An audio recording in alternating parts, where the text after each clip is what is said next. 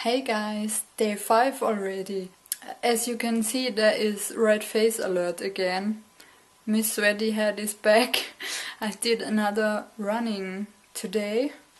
As my GPS failed a little, I'm not totally sure how long it was. I guess it was about 4.6 kilometers, which is a lot.